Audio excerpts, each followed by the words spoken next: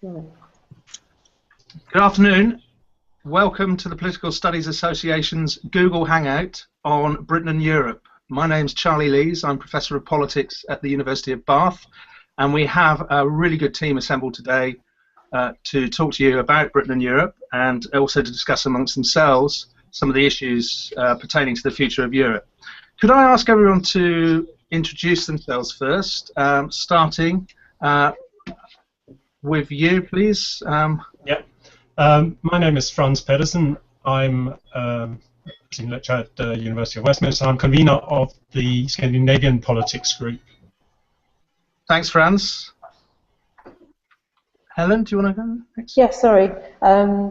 My name's Helen Drake, and I'm a Professor of French and European Studies at Loughborough University, currently on leave and just taken up a fellowship here at I'm at the EUI, the European University Institute in Florence, and until a couple of months ago I convened the French Politics and Policy Specialist Group of the PSA, and I did that for 4 years with Alistair Cole, my colleague and specialist in French politics. Thanks a lot. Katja. Yes, hello. My name is Katja Sarmiento-Mulwald, and I'm a lecturer in politics at Brunel University London. And I'm one of the co-conveners of the Comparative European Politics Specialist Group, but also a member of the German Politics Specialist Group.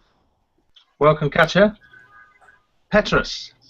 Hi, my name is Petros Fasoulas. I'm the Vice Chair of the European Movement UK, a pro-European campaign group advocating closer integration between European states. Welcome, Petros. Umut. Hi, my name is Umut Korkut. I'm a reader in politics at Glasgow Caledonian University. I'm convening Comparative European Politics Group with Katja. Welcome. And Vasiliki. Yeah, hi. I'm Vasiliki Tsagroni from Queen Mary University of London, and I'm here representing the Greek Politics Specialist Group. Thank you very much, and welcome all, and thanks for taking the time to take part in this conversation. We'll hopefully have some Twitter comments coming through later, which we'll hopefully be able to respond to, but we're going to start in a fairly structured fashion. I'm going to ask an opening question, and then I'm going to invite our two generalists, which are Petros and also Umut, to open up with some remarks, and then we'll invite members from the specialist groups to give us perspectives from the various member states around Europe. But I guess the kind of key issue at the kind of core of this, and it's something that I get asked quite a lot, here at Polis we have staff from over 17 countries, most of them European Union countries, and the question that I'm always asked really is, why is the relationship between Britain and the EU historically been so difficult? What are the problems that specifically impact upon British politics? Why is it that British political elites have found it so hard to find a modus vivendi with with the whole European Union integration process? Why has it been so fraught? Do you want to start, Petros? Well, historically, the process of European integration happened at the moment that the UK was trying to find a role for itself globally post the empire. And it was a moment of existential crisis for Britain, and it struggled to readjust to a new reality beyond the empire. And as a result, it didn't join in the initial efforts for European integration, and it was left behind, so to say.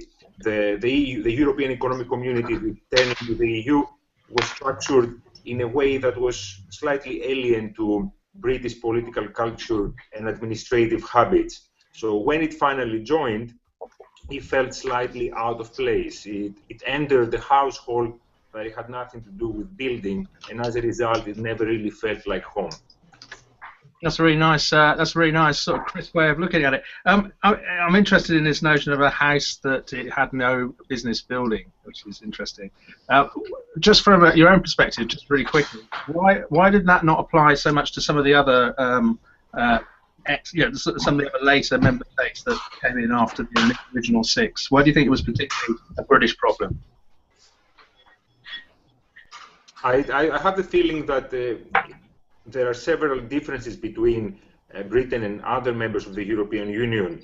There is a sense that Britain, being an island, is quite different to its continental neighbours.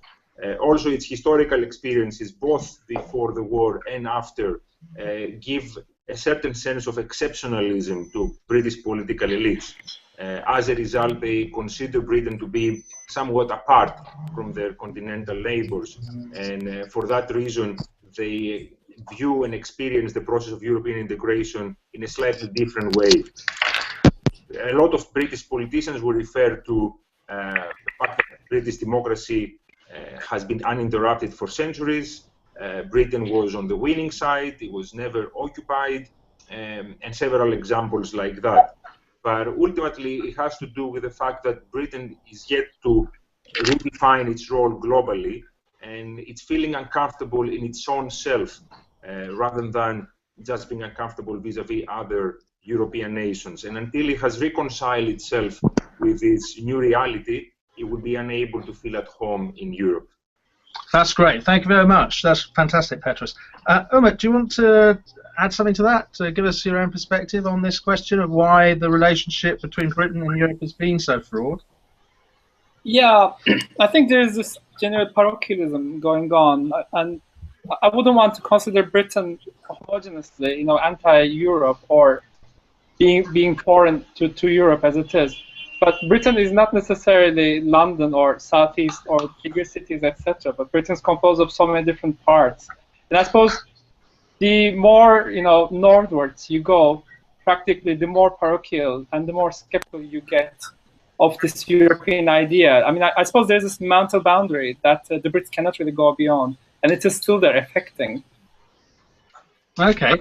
That's this parochialism, you think, is less of an issue in the southeast, or? I think this is less of an issue in bigger cities. Let me put it that way, rather than smaller places. Okay, so for you, this is a problem of Middle England, in a sense, or Middle Britain, rather than a problem of British elites and the exceptionalism of elites that Petros was talking about earlier. Is that right? Is that right? Or I'm just puzzled to try and unpick what you're saying there. We seem to have lost Umut. Okay, well, until we get Umut back, can I open this up? I don't know why, but I'm just falling off. He's back. Yeah, well, we lost you for a second. Right. Are you now able to talk to us, or are you still? Yeah. I mean, I don't know if you asked me a follow-up question, because my computer seems to be just updating itself constantly. I don't know why. But I was just saying that actually the parochialism affects mostly the urban, the rural parts of Britain, rather than the bigger cities in the south and southeast. Okay, so for you, the problem lies with, in a sense, Middle England or Middle Britain, rather than with the parochialism of elites. Is that right? Yes, that is very true. I would say that, and that mental boundary practically between Europe and Britain as it is. Okay, that's great. Thank you very much. Can I open this up to some of the speakers from the specialist groups at the Political Studies Association of the UK? Could I start with Frans Petersen from the Scandinavian Politics Group, based at Westminster University? Yes, the UK and Denmark, of course, entered the European communities at the same time in 1973, and from the beginning, they had a particular focus on the economic benefits of membership rather than the political. They never really bought into the political project as the founding members of the European Union did, or sort of really committed themselves to from the beginning. And I think for that reason, they've often been seen as part of the sort of what's sometimes been labeled an awkward squad, the ones that are not quite in and want to have certain exceptions to the membership. And and in some ways the focus on the economics, actually, in contrast to Umut, I would say some of the opposition that you find to European integration comes very much from economic elites, which see the European Union project as one that will curtail their economic activities. Not necessarily. Certainly, that seems to be the case here in the UK, whereas in the Nordic countries, the European Union has often been seen as a project that was there to promote free market integration at the expense of their beloved welfare states, or certainly a sort of a risk, posing a risk to their welfare state. So it's a rather different perspective, but interestingly, from both ends of that spectrum, you get a certain skepticism towards the European Union and the European integration project. That's great. Yeah, I mean, that would tie in with the historical experience of Euroscepticism in the UK as well, where for a long time the centre of gravity of Euroscepticism was on the left of politics within the Labour Party, particularly people like Tony Benn, Peter Shaw, going before that Hugh Gaitskell, and I guess for similar reasons. It's really post Jacques Delors that the right has focused in on the threat to our neoliberal political order, if you like, from European integration, although some people would argue that the European Union is in itself a creature of neoliberalism. Can I move on to Vasiliki from the Greek Politics Specialist Group, talking to us from Queen Mary, University of London? Right. Well, comparing to, I would agree with France from the perspective of the economic, when Britain joined the European Union, it was more on the economic benefits that they would gain from the Union rather than seeing the political aspect. Something that I think it was equivalent to Greece, coming from completely different countries with a different background. When Greece entered the European Union, it was an effort to establish place in Europe and in the global economy as well. But it was a small country, so it would see the umbrella like a protective towards the rest of the world in the European Union. Where Britain, coming strong with different backgrounds on the economy, they would like to, they see themselves placing not rather a small country entering the Union, but rather a strong country entering the Union, wanting benefits from it and wanting to have a say on the policies and the decisions. So this is the reason I think right now it's that Britain has always, even from the beginning of entering the European Union, and mentioning that they don't want to be under the dominance of another country. So in Europe we have strong countries, and Britain is just standing across them and trying to place itself in terms of power in the economy rather than politics. Okay. From a Greek point of view, of course, I guess views may have changed a little over the last 3 or 4 years. Can you tell us something more about that? Well, the economic crisis changed a lot the perspective of how Greeks see their place in the European Union. And although it was mostly the Communist Party in Greece that were talking against the European Union, and that Greece leaving the European Union, with the economic crisis, the voices have raised from the radical right to the radical left and the party of Syriza as well. Because the dominance, going back to the economic dominance of the stronger countries, at least as Greeks see, is something that they don't want to be part of. It's like losing their own voice inside the European Union that doesn't let them do whatever they want, that doesn't let them work in their own benefits. And having now the Syriza in government, it's something that it just gives power to extra voices from the whole political spectrum, from the right to the left. That's great. Thank you very much. Can I move on to Katja from German Politics Specialist Group, who teaches at Brunel, teaches and researches at Brunel University. Katja, do you want to add something to the conversation here? Yes, I think one of the other factors that we need to consider when thinking about Britain's awkward relationship with the EU is that fundamentally this European project began as a Franco-German project, as an effort to promote Franco-German post-war reconciliation. And the other 4 member states that subsequently joined this initiative, they really did so sort of hooked on to this Franco-German initiative at promoting reconciliation. And Britain actually tried to join fairly soon thereafter, but its membership application was of course vetoed twice by General Charles de Gaulle of France.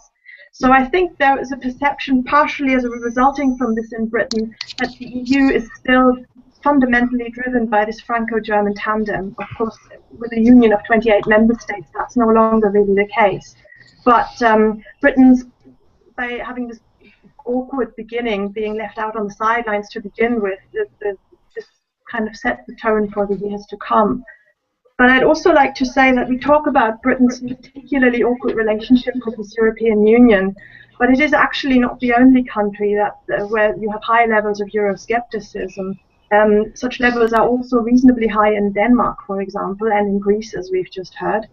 And also Britain's habit of negotiating opt-outs from particular policies, that's also something that we see in other member states of the European Union. So I would resist describing the United Kingdom as the one awkward partner on the sidelines. There's actually a lot of different countries that have different problems with the European Union.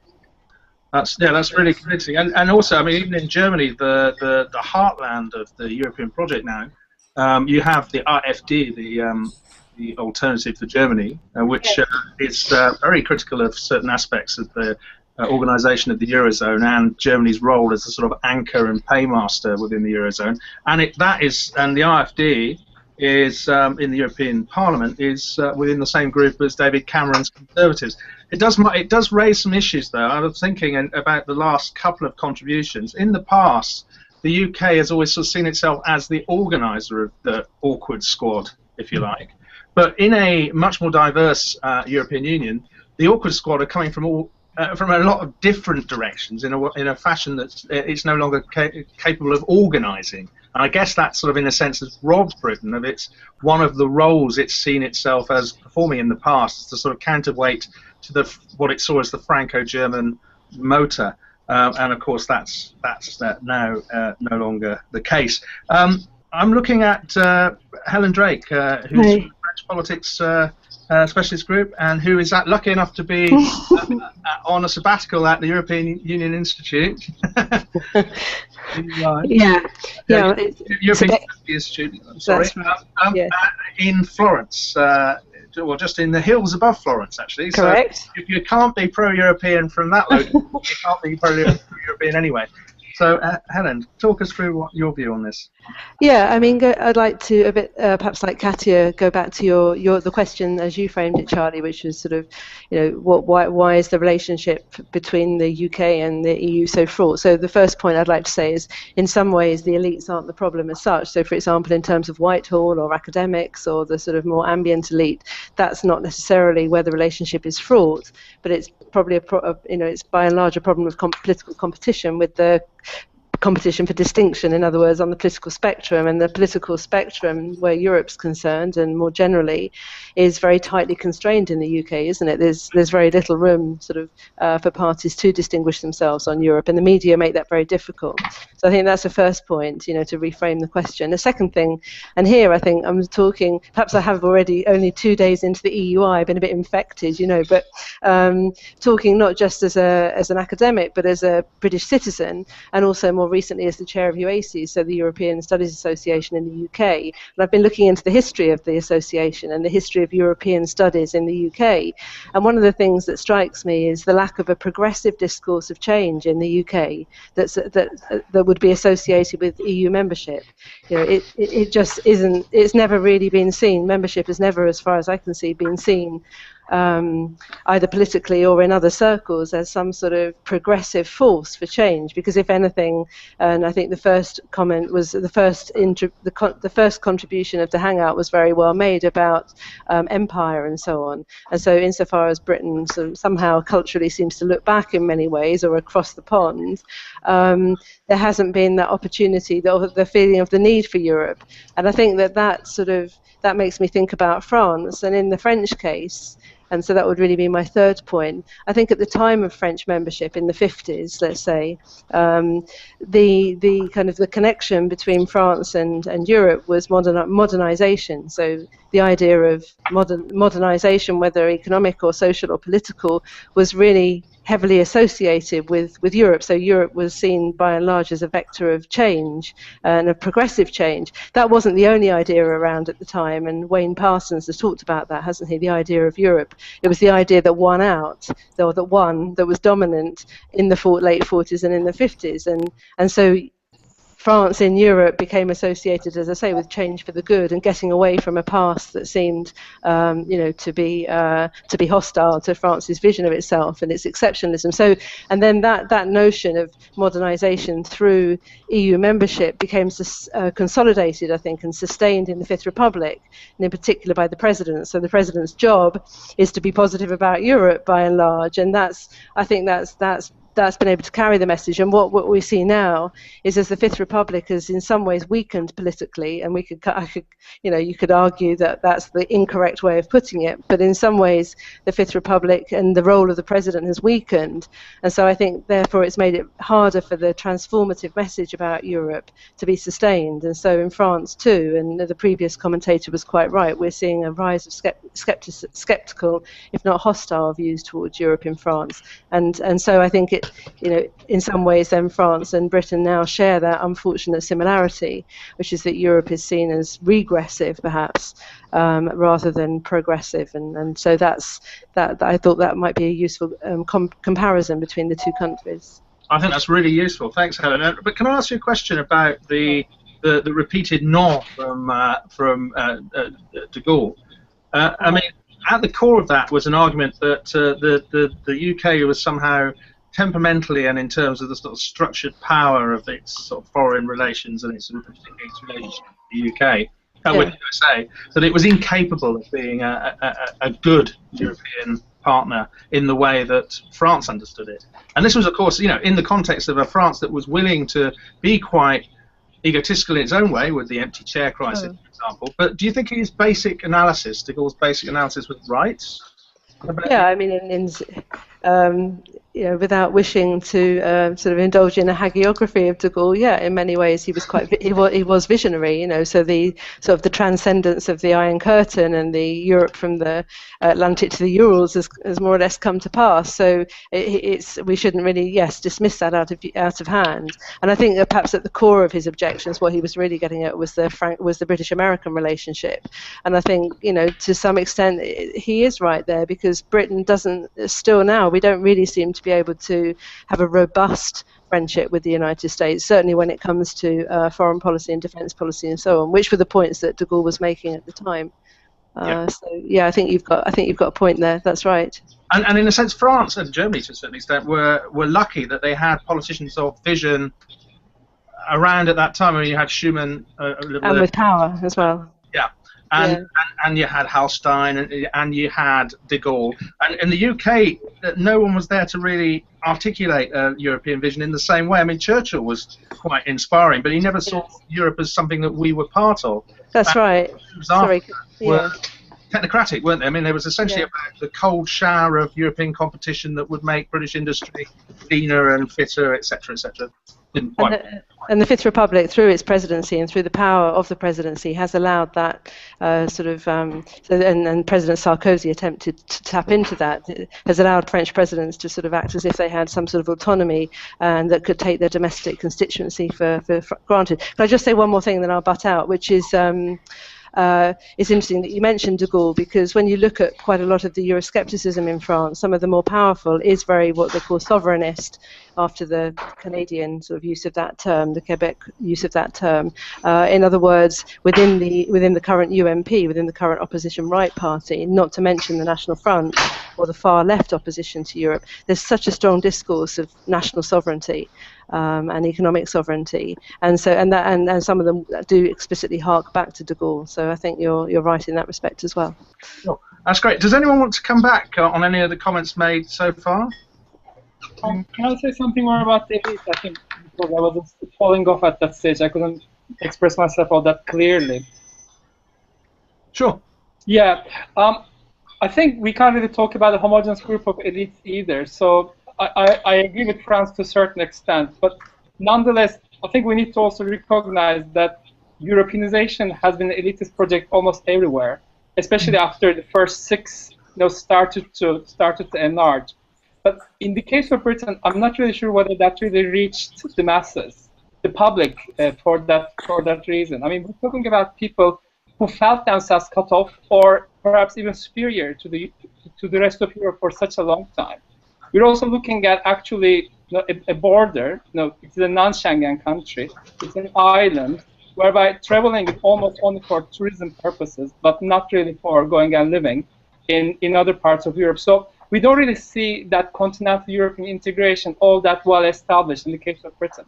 Especially if you go to places like Scotland or Northern Ireland or let's say north of England, I suppose this is even getting lesser and lesser, because even that elitist somehow Europeanization, in the sense that you can travel out, you can study abroad, or you would speak foreign languages, etc., would be much less in those parts of the UK. So that's why I believe that there's this inherent, let's say, parochialism in the case of Britain when it comes to dealing with Europe.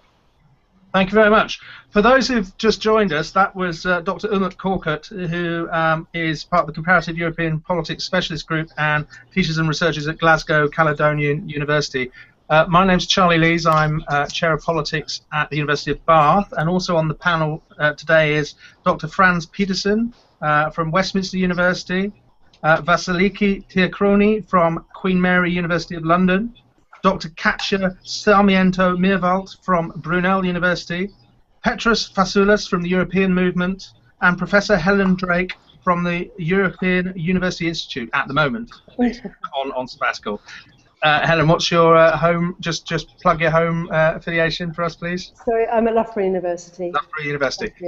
So that's for people who've just joined us. The first question we've discussed, and we're just coming to the end of, was why has the relationship between Britain and the EU been so difficult? And there's been a number of explanations, some of it around the lack of a consensus within British political elites about the role of Britain after the Second World War, also divides between the specific economic elite, between those sectors of the economy which would benefit from European integration and those that would not. We've also discussed parochialism, particularly regional parochialism, the Middle England problem or the Middle Britain problem.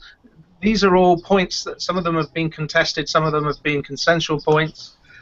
We've also talked about the notion of Britain having a kind of role that it sees itself as a sort of leader of the awkward squad, but of course the awkward squad in the EU now is much bigger and more diverse than it was 20 years ago. So if you have any thoughts on this, people who are watching this, please feel free to tweet to the Political Studies Association, and these tweets will be then fed back through to us and we can comment on that. So I would like to move on to a second question that we're going to discuss today, which is basically, let's take as a given that David Cameron, if he wins the general election, will go ahead with a referendum. And let's just counterfactually assume that the great British public vote in favour of exit. What's the practicalities of a British exit, the Brexit strategy, in terms of, first of all, the future political role of Britain in the world, and also in terms of the economics, in terms of the impact on jobs? Once again, I'd like to start with our pan-European specialists. That's Umut Korkut and Petros Fasoulas. Petros, do you want to go first on this one, please? It is actually unprecedented for member states to leave the EU, so there isn't exactly a prescribed route towards that path. It was only the Lisbon Treaty that inserted a clause that in effect allows a member state to leave. Up until then it was unthinkable. But if we are to entertain a scenario, a regrettable scenario indeed, the process of leaving the European Union will include a long period of negotiating another kind of relationship. First of all, detaching the UK, or any other member state for that matter, from its current obligations vis-à-vis the EU institutions and other member states, and then establishing a different kind of relation, because even the most hardened of Eurosceptics acknowledge that outside of the EU, Britain would still need to have a relationship with the European Union, not least in trading terms. So Britain will have to negotiate some kind of trade agreement with the European Union, because half of our exports go there. And this is where the catch is. Of course, the UK-EU trading relationship is slightly skewed towards the European Union. So a lot of the scenarios applied find that in a negotiation, the EU will be less interested to provide Britain with the necessary concessions to make sure that this trading relationship continues to be favorable. The manufacturing industry especially will be hard hit, and in that particular area, car manufacturers will probably endure a 10% increase in the cost of exporting to the European Union, and that in itself will have a huge effect in foreign direct investment. Most of the car industry in Britain is foreign-owned, so a lot of car manufacturers will think twice about investing further in the United Kingdom, and of course that will have an effect in jobs. But it's not just economic. I think the consequences are severely political as well. Britain's role within the global system of governance is greatly strengthened thanks to its membership of the European Union. No less than the United States of America, one of Britain's special friends, to mention the special relationship, have said that outside of the European Union, Britain is a less valuable partner. So you can understand that if the EU would have, if the UK would leave the EU, it will also have to recalibrate its position globally. And it's interesting that we're talking about this. If I may, one last point. Katja earlier mentioned that there are several other member states that are seeing a resurgence of Euroscepticism, and that is, it is indeed true. But Britain is the only member state that the possibility of leaving is seriously considered, and it's even advocated by parties who are in government. You have several Eurosceptic parties across the European Union, but they all reside along the fringes of the political spectrum, and none of them have any real prospect of ever gaining power. But in Britain, this is the only country where a ruling party, one of the oldest parties, the Conservatives, are openly entertaining the notion of leaving, and the Prime Minister has gone as far as saying that if he doesn't get a deal that he considers advantageous, he will be more than happy to advocate in favor of Britain leaving. And that certainly sets Britain apart from any other member state in the EU. Yeah, it's very much new territory for us as well as for everyone else in the EU. Thank you, Petros Vassoulis from the European Movement. Could I ask Umut Korkut from Glasgow Caledonian University to make their contribution now, please? Well, I agree with Petros that this will be certainly unprecedented. But politicians, they set narratives, and then they open these narratives up for debate. And then they're also responsible, in fact, in order to guarantee that all voices are heard. But in the case of Britain, I don't really see that coming. I mean, the dominant narrative is practically, it may be better for us if we leave the EU. But no one can really understand the mechanisms of what this leaving may suggest or may bring with itself. And I suppose it may happen in the end, and it will be perhaps after a very, very long negotiation with different European partners. But I'm not really sure whether there will be political will in the end to take this to the end. And then also the deal that Britain may get at the very end would pretty much determine actually the final willingness, whether Britain will be better off leaving or not. In the sense that I agree with Petros, that there's business interest that's involved. There's also international interest from Britain's different partners. But the deal that Britain may get may not really, make everyone happy in the end. At the end of the day, the final deal may have been practically, but it may be better off staying in, but in a different union. And that different union may be able to bring other allies with it. And then the whole European integration idea may be up for discussion. Thank you very much, Umut Korkut. And we're going to talk about possible visions for the future of the European Union a little later. This is the Political Studies Association Google Hangout on Britain and Europe. It's chaired by myself, Charlie Lees. I'm Chair of Politics at the University of Bath, and we have a panel here made up of Umut Korkut from Glasgow Caledonian University, Franz Peterson from Westminster University, Vasiliki Diachroni from Queen Mary University of London, Katja Sarmiento Meerwald from Brunel University, Petros Fasoulas from the European Movement, and Helen Drake from the University of Loughborough. I'd like to move on to Helen, actually. Helen, do you want to get us started maybe discussing how France would deal with a Britain that was outside the European Union, a newly unfettered Britain, if you like? Yeah, I can do. Although I was just sort of thinking about what, the UK angle as well. So can I start with that? Sure.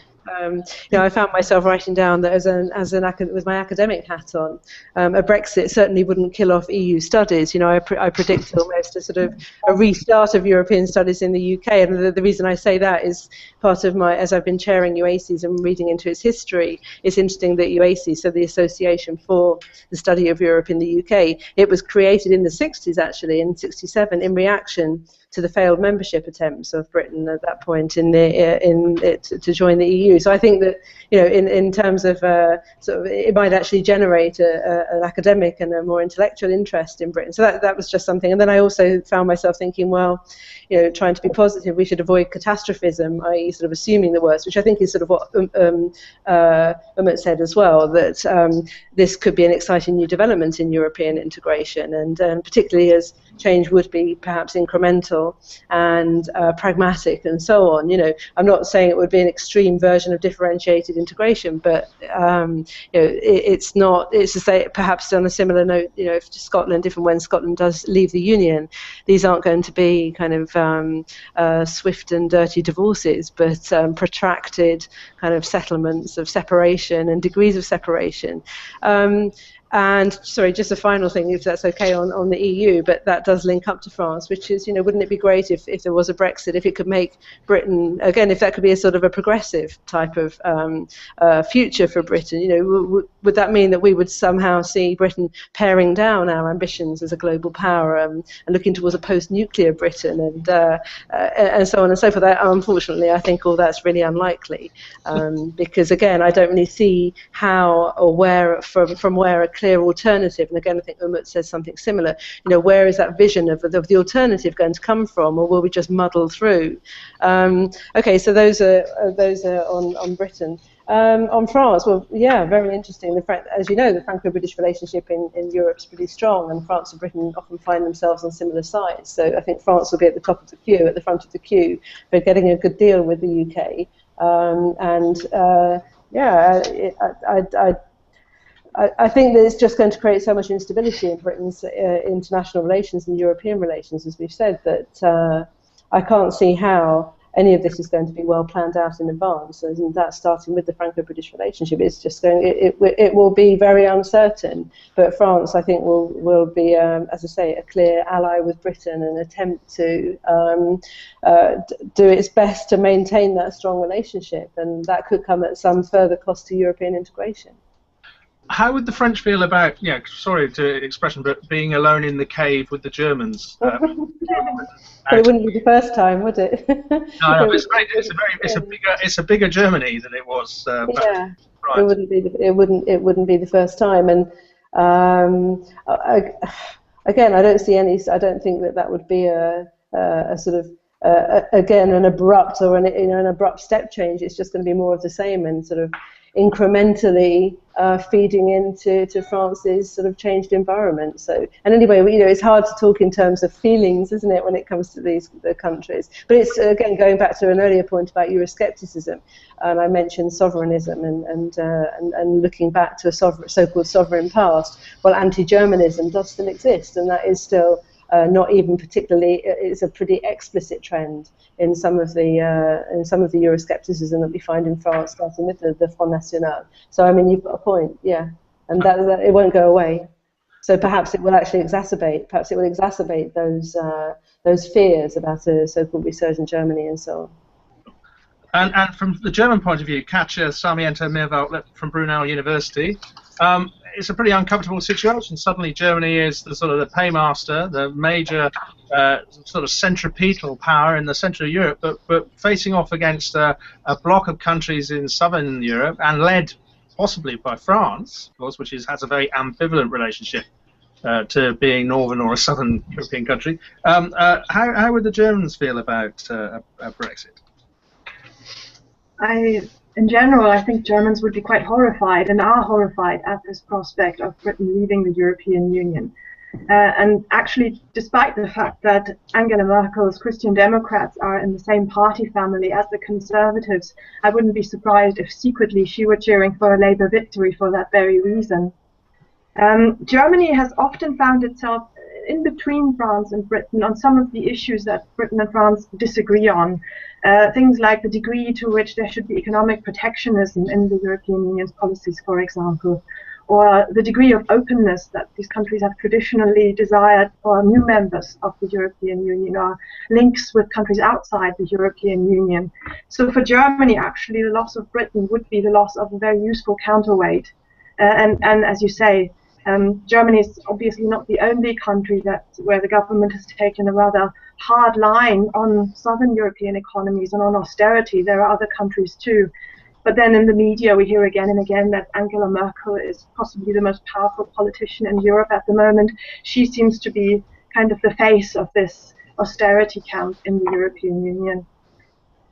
How did the Germans react to this kind of the first real step away from the European mainstream under Cameron, which was actually before Cameron became Prime Minister, which was when he led the Conservatives out of the European People's Party? I mean, was that seen as a sort of straw in the wind?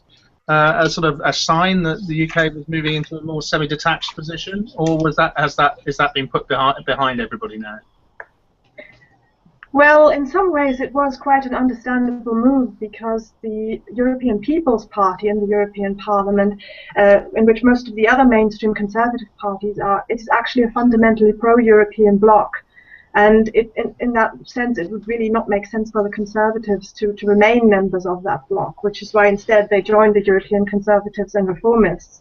But on the other hand, of course, this means that the Conservatives in Britain have sent the signal that they've cut off those links with their natural allies in other countries in the European Union. So in that sense, yes, it was a signal, actually, that the British Conservatives were pursuing fundamentally different goals from the Conservatives in France or in Germany, for example. But on many things like trade liberalisation, Germany and the UK are natural allies, at least at the moment. Yes. So who would be German allies in terms of maintaining the trade liberalisation agenda after Britain leaves, if Britain was to leave? Well, the Netherlands too are traditionally quite open to international trade, and some of the Scandinavian countries as well. But of course, none of them are quite the same caliber as the United Kingdom. So I think the weight or the balance would definitely shift in favour of the more protectionist members of the club. So there's a lot actually at stake, and a lot to be lost really with British exit from the European Union for Germany. Yes. Thank you very much. That was Katja Sarmiento Mirwalt from Brunel University. Could I move this on then to Dr. Frans Pedersen from Westminster University? Frans Pedersen is a specialist in Scandinavian politics. Yeah, I agree with Katja's analysis, and I can certainly say that the Nordic countries have, obviously they weigh less than Britain in this case, and I in many ways see Britain as a counterweight to more integrationist dynamics in sort of further south in continental Europe. I just wanted to bring in as well the potential of a possible alternative for Britain if this is the right time to do so. Because of course in the Nordic context there's some experience of that with membership of the EEA rather than of the EU, and where this is seen as a potential of some of those who are campaigning for Brexit see this as a potential alternative to the current status. And I think it's useful that we remind ourselves that the Norwegian, certainly the Norwegian political leadership tried twice to get Norway to join in recent years, and were voted. Their intentions were voted down to very much the disappointment of the political elites, who see it as not a satisfactory alternative to Europe. That EEA membership is a satisfactory alternative to membership, simply because of the lack of or certainly highly reduced influence on the decision making within the European Union. And this would be certainly looking at it from a Scandinavian perspective. One would think would be a situation that the UK would do a lot to try and avoid. To that, perhaps you could also add the fact that the Cameron government, led government, instigated the review of competencies in part to try and identify the advantages and disadvantages of membership, although that's by now at this point in time seems a long time ago. But this was essentially something that could have contributed to a better informed debate in the UK. And I think one of the reasons it's very difficult to actually get to have a there is a debate that isn't very profound, very well informed, partly because of lack of media coverage, and a review of competence perhaps would have helped if it had been carried out in full and acted upon. Could I just come in there? I mean, is that okay? Yeah.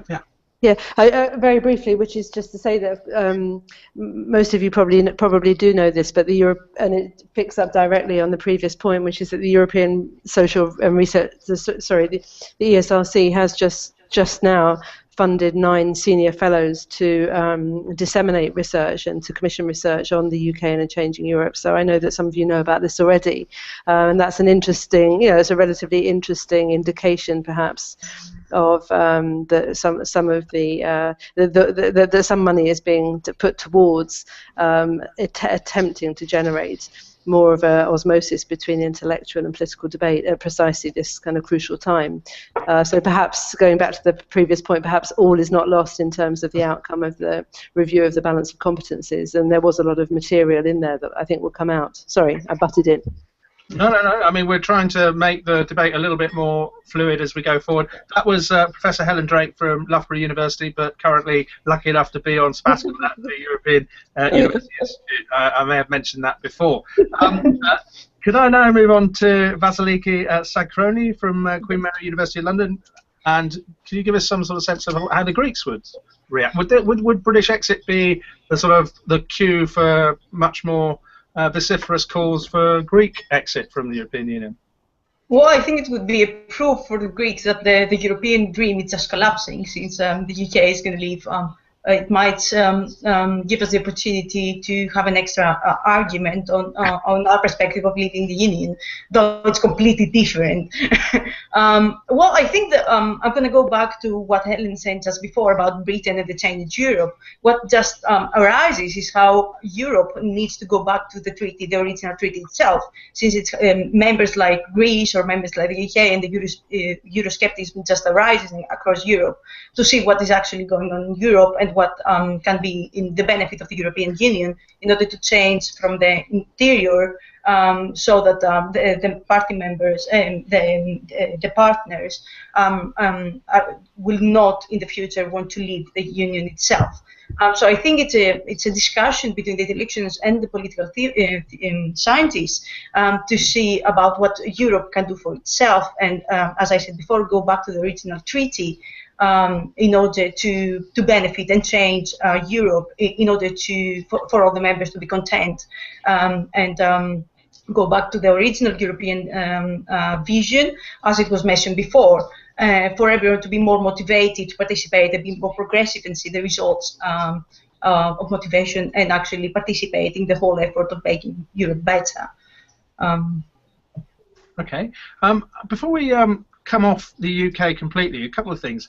First of all, I'd just like to ask Umut Cork at Glasgow Caledonian University if you could just give us just a couple of minutes to kind of spell out how this debate plays out in Scotland, which has a slightly different relationship to the European Union, because it's filtered through its relationship with London and the debate around Scottish independence. And then I'd also like you to give a thought about the rise of smaller Eurosceptic parties around Europe and how that impacts on the debate in the UK, and especially the role of UKIP. Just very, very briefly, before we just close up with some questions around the future of the EU. But Umut Cork, could you just tell us something about the Scottish dimension first? Sure. I think SNP is becoming rather pragmatic. I think we've lost Umut again. Yep. Okay, we've lost Umut. So I'm going to just until he comes back. Does anyone want to talk about the rise of UKIP as a symptom of a wider emergence of Eurosceptic parties around Europe? Sorry, that's the way I felt. I was saying that SNP is becoming rather pragmatic on this thing, but when you look at the public opinion in Scotland, I'm not really sure whether the Scots are more pro-European than the rest of the UK. Especially, this comes out actually about issues on migration in Scotland. So I suppose we can still talk about this gap between the elitist opinion, whereby we see perhaps the nationalists are pragmatically trying to resonate a message that they are pro-European, perhaps to set them a bit at a distance from London establishment. But I don't really know whether that really resonates all that well within the public. Now, I will also say something very briefly about smaller parties. Practically my field of expertise is Hungarian politics, and Jobbik in Hungary, which is a radical party, recently won a by-election. Yeah. And I'm not really sure whether we can talk about this type of radical parties all across the European continent, such that UKIP talks to Jobbik when it comes to European issues, because when it comes to European issues, the Jobbik priorities are very much different than UKIP priorities. So I don't really think that there is an overlap in terms of radical parties. Okay, that's really useful. Thank you. Frans Petersen at Westminster University, in terms of Scandinavian Eurosceptic parties, could you just give us a quick tour of the horizon? Yeah, it's been a really quite interesting development in the last year or so, in that in Norway, a country that isn't a member of the European Union, we've actually seen a fall in the support for the sort of radical right, what we would call also, which is also Eurosceptic party, the Progress Party, a fall of over 6%, nearly 7%. Whereas in Sweden and Denmark, we've seen significant increases of 6 to 7% in Denmark, the Progress Party, and in Sweden, the Sweden Democrats, which sometimes has a past as a some would say as a racist and xenophobic party, but now it's presenting itself as a mostly anti or Eurosceptic party. So there's been a significant increase, but there's been certainly in Sweden, there's a strong sense that the main political parties do not want to do business with them, and they are trying to, and they are creating their governing coalitions without including the Sweden Democrats, and that is probably there's probably a difference there, because both in Norway and Sweden and in Denmark we've seen the Progress Party becoming the support, offering the parliamentary support for centre-right governments in the past. So there's a graduation happening at the moment. That's great. So I mean, in terms of the kind of, if you were to classify them, are these parties what we would call in the literature soft Eurosceptic, after the sort of Paul Taggart, Alex Sherbiak explanation of soft Euroscepticism, or are they a bit harder edged than that? The Progress parties are soft Eurosceptic at the moment. They are essentially populist parties which have changed over time and have adjusted to the political environment that they find themselves in. The Swedish Democrats are obviously also changing now their tune in order to make themselves more attractive to the electorate. So there is a change towards, I guess, more soft Euroscepticism or anti-Europeanism among these particular parties. But the most significant is if in the Danish election that will take place in September, the Danish People's Party stand to gain 19% of the vote. If that holds up, that would be quite a significant change to what we've seen so far. Thank you very much. Could I move to Katja Sarmiento-Meerwald at Brunel University? The AfD, my understanding of it is it's soft Eurosceptic. I mean, it doesn't advocate leaving the EU. It's just critical of the management of the Eurozone. What's your view on the future of party-based Euroscepticism in Germany? First of all, yes, I agree. The AfD in Germany is clearly a soft Eurosceptic party, not a right-wing extremist party, and not a party that would advocate anything of the sort of leaving the European Union. The reason why this AfD has emerged is, I think, on the one hand, a growing disenchantment among many voters at never really having had a say on European integration, and there was much opposition among citizens, actually, to the introduction of the common currency. However, the mainstream party spectrum, all those parties are resoundingly pro-European. So Euroscepticism in Germany, it's not a mainstream phenomenon, but it does exist, and it never really had a voice until the emergence of this AfD. And of course, with the ongoing debt crisis in the Eurozone, the AfD, this is just the sort of stuff that they use for their message to attract disenchanted voters who read the tabloids and who think that we never should have joined this common currency with the profligate southerners, as those tabloids would put it. Yeah, thank you very much for that. And Helen, what about France? Well, I mean, I think we would be complacent to consider the FN anymore as a smaller party. In last month's departmental elections, so electing representatives at that level of governance, the Front National, they didn't come first in terms of votes, but they polled at each round. They polled nearly a quarter of the vote of those who voted, and so it looks as if, in some respects, in terms of pulling power when it comes to voting behaviour, that the FN are almost a sort of a third force in the country, along with the so-called mainstream right and the currently governing Socialist Party. So that's a bit, that's clearly it's no longer sufficient, I think, to analyse it as a smaller or even as a radical party. However, having said that, it is true, and I mentioned it earlier, that the Front National platform on Europe is very sovereignist, and so is that on the far left, the Front de Gauche, for example, and they talk about flattening the treaties. So it's very much about taking power or renegotiating treaties and so on. So in that sense, you could say they're radical. But the FN, as I say, we would be foolish to call it a small party. And indeed, Marine Le Pen, the leader of the party's strategy at the moment is to govern. It's not just to protest and to make a splash, and that's why supposedly she's currently in this kind of spat with her father. So it's to build up a grassroots party and to govern from the bottom up, and she's so that in that respect as well is a party that's playing the system. But just finally, it's a party that still for now doesn't have any allies, and in 99% of the French elections they require allies in order to actually win seats and take power.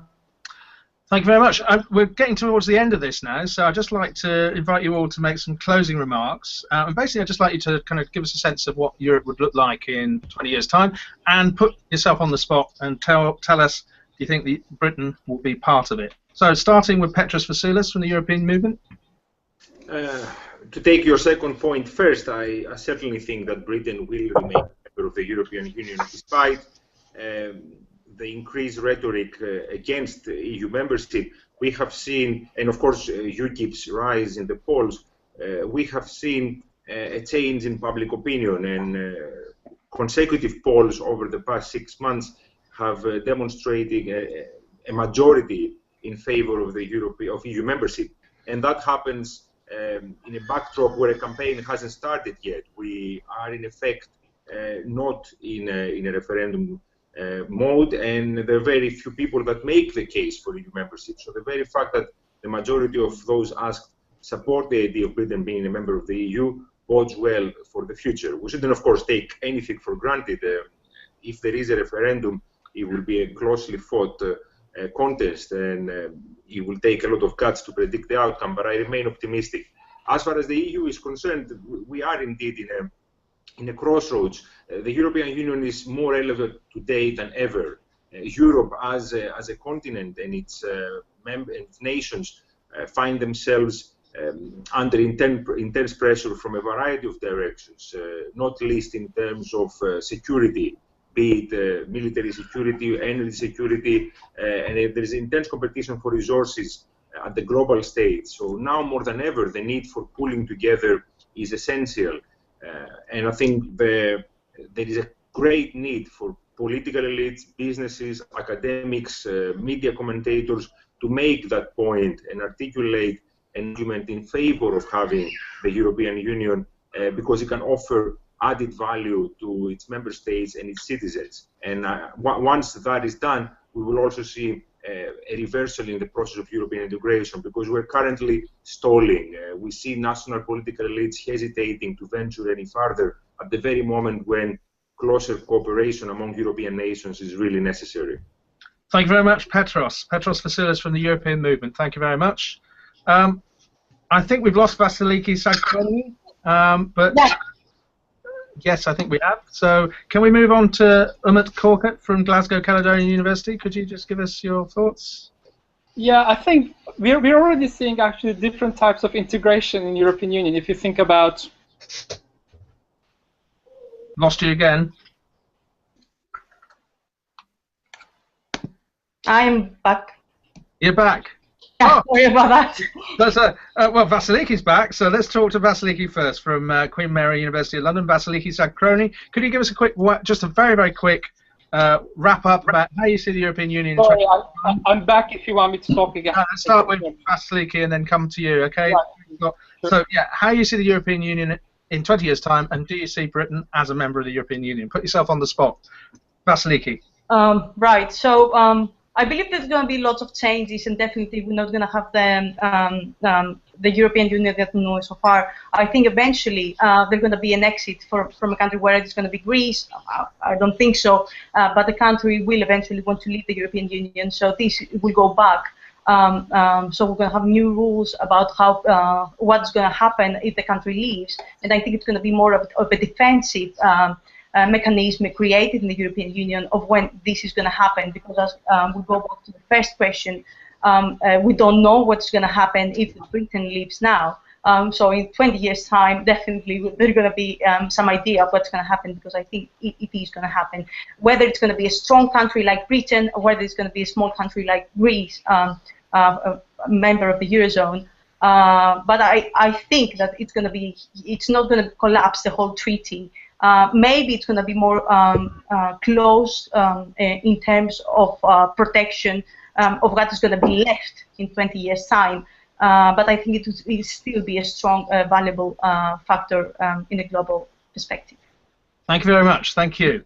Okay, can I move to Umut Korkut from Glasgow Caledonian University? Hopefully we've got you back. Yeah, I'm here now. I was just saying that the future of European integration has already started, in the sense that we have different circles of those countries which are in the Eurozone, those countries in the Schengen zone, those countries who are looking more towards fiscal unification, etc. I think this is just going to gain more and more pace. This is going to get accelerated, especially if the debate goes on in some countries in terms of the resentment towards further integration. This is just going to be practically the future of Europe. More debate about integration, what it implies, and if it's going to go further, whether it can really grasp all the 28 member states or not. Thank you very much. That's really useful. Thanks. Can I move on to Franz Petersen from Westminster University?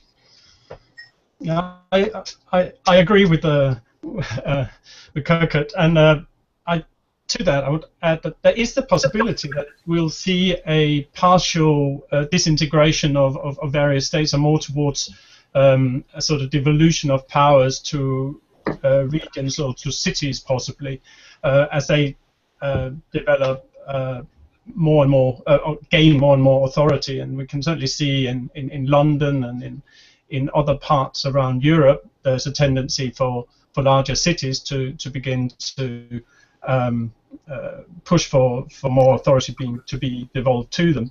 So there is a possibility that in 20 years' time we'll be looking at a very different model altogether.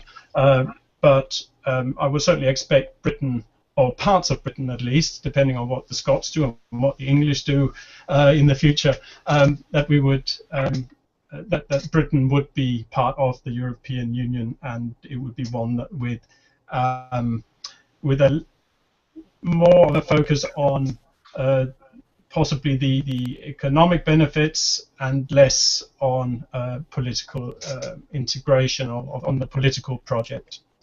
Thank you very much, Franz Peterson from Westminster University. Could I ask Helen Drake from Loughborough University to give us some final remarks?